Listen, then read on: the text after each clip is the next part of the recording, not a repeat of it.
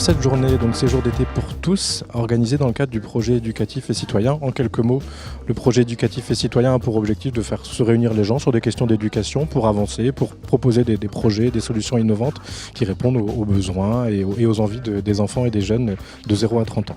L'idée de cette journée séjour d'été, c'est que historiquement la ville de Brest proposait un catalogue de séjours d'été pour les enfants et les jeunes de 6 à 17 ans, plutôt ceux qui ont le moins de ressources, et ça ne fonctionnait pas très bien, ça avait un caractère un peu commercial qui ne correspondait pas à la demande, et on a voulu réfléchir avec tous les acteurs qui organisent ou qui peuvent participer à l'organisation des séjours, de réfléchir à ce qu'il fallait faire, à comment porter des valeurs actuelles, les valeurs de développement durable, des valeurs d'égalité filles-garçons, des valeurs de l'implication des parents à l'action éducative aux côtés des professionnels, donc toutes les valeurs que la ville de Brest et ses partenaires portent dans le projet éducatif et citoyen, de savoir comment les séjours pouvaient être construits autour de ces valeurs-là et donner un rebond et permettre à beaucoup d'enfants et de jeunes, des centaines et des centaines de Brest, de partir en séjour alors qu'ils ne le feraient pas autrement.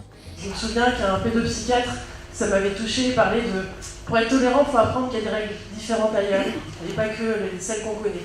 Et c'est aussi ça les séjours, c'est apprendre qu'on peut fonctionner différemment, on peut avoir d'autres règles, d'autres adultes autour de soi et d'autres camarades et pouvoir se réorganiser et faire des règles différemment.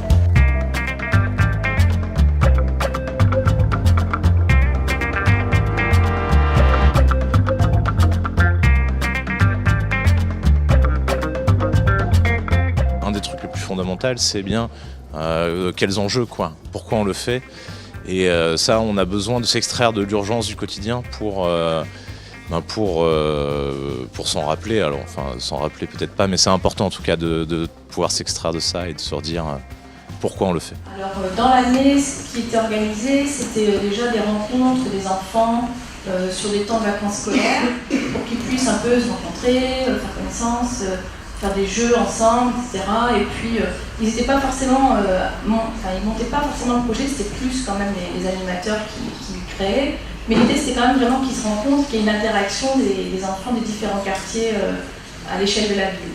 Ce qui m'intéresse dans les témoignages qui sont évoqués, c'est l'engagement finalement des personnes à essayer de trouver des solutions pour que, au final, des jeunes puissent partir, quelles que soient les formes. Donc, ils vont se donner les moyens pour les questions budgétaires, ils vont se donner les moyens pour traiter les petits problèmes qui peuvent apparaître pendant un séjour. Et ça, c'est vraiment intéressant. C'est-à-dire qu'on est clairement dans une situation où, pour certains publics, l'accès au séjour, c'est aussi déterminé par l'engagement des adultes. La deuxième chose qui va se passer au cours des années 80, c'est la question de la montée en gamme. C'est-à-dire, puisque tout le monde se met à faire des catalogues, il va falloir se démarquer les uns par rapport aux autres. Donc on crée quelque chose qui va être singulier, un petit plus, qui va faire que c'est un intérêt à rentrer plutôt dans ces jours-là que dans un autre. Cette évolution vers du développement durable, avec à côté de ça la législation des conditions d'accueil qui est de plus en plus stricte. Donc comment on fait pour allier tout ça justement pour pouvoir aller vers ce genre de choses quand on sait que dans un foyer éducatif par exemple on ne peut pas aller à la pêche avec un gamin et lui faire manger le poisson qu'on a pêché. On n'a pas le droit de le faire. Donc comment on fait pour allier tout ça en fait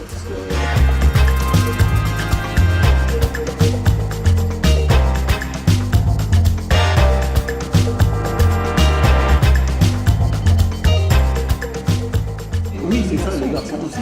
Je dis accompagner les jeunes en tenant compte de l'environnement social, de l'environnement culturel, et que chaque environnement, chaque territoire, chaque personne a son histoire. Et ça, par contre, je dis honnêtement la vérité, ça demande du temps. C'est pas 35 heures qu'on le fera. Vu les comptes rendus, tous les ateliers m'avaient l'air intéressants. Et je pense qu'on va en rediscuter. Moi, je pense en rediscuter avec mon équipe dans ma maison de quartier. J'ai beaucoup aimé un des ateliers sur lequel j'étais, c'était plus au niveau de l'engagement, de la citoyenneté qu'on pouvait amener sur un séjour avec des enfants. Et je trouve que ça, voilà, je crois que c'est ce qui se dégage le plus sur un séjour, c'est vraiment important. Il sait que quand les enfants arrivent, ils n'étaient pas pour le parti. Et des fois, ça se passe très bien. Au contraire, c'est génial quand ils viennent. Mais il y a des fois, ça se passe mal parce que justement, les parents n'ont pas impliqué suffisamment leurs enfants dans le projet de vacances familiales. Et comment éviter qu'il n'y ait que des garçons miso dans le hall à faire des barbes et tout ça. L'idée c'était de peindre les murs en rose et mettre des fleurs sur le mur. Ouais. Ça a marché. Ça a marché. On travaille énormément la mixité sociale, on est solidaire et social, on travaille le handicap, on travaille dans pas mal de domaines. Donc pour nous, c'était intéressant de voir un petit peu les différents acteurs de la ville de Brest, Brest Métropole dans sa grande globalité. Et j'ai trouvé très très enrichissant tous les échanges qu'il y a eu aujourd'hui dans la journée et les interventions de M. Bataille.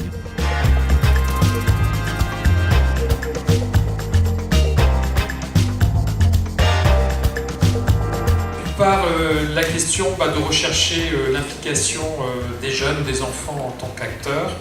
Et on a pu effectivement collecter des modes de faire, des manières de faire, souvent en amont, pendant et après le séjour. Donc on a pu échanger là-dessus et de repérer qu'il y avait un certain nombre de pratiques. Il est nécessaire pour moi qu'un parent vienne le jour de l'inscription. Il est nécessaire pour moi que j'ai un visuel de ce parent, un échange physique. D'autres exemples, je propose un goûter à la fin du séjour.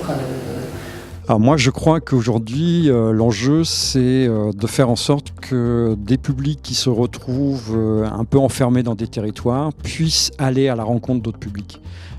Il faut qu'il y ait de la rencontre. La rencontre, c'est de l'enrichissement. La rencontre, c'est l'occasion de s'ouvrir des possibles pour la suite de sa vie, à travers des discussions qu'on peut avoir avec d'autres.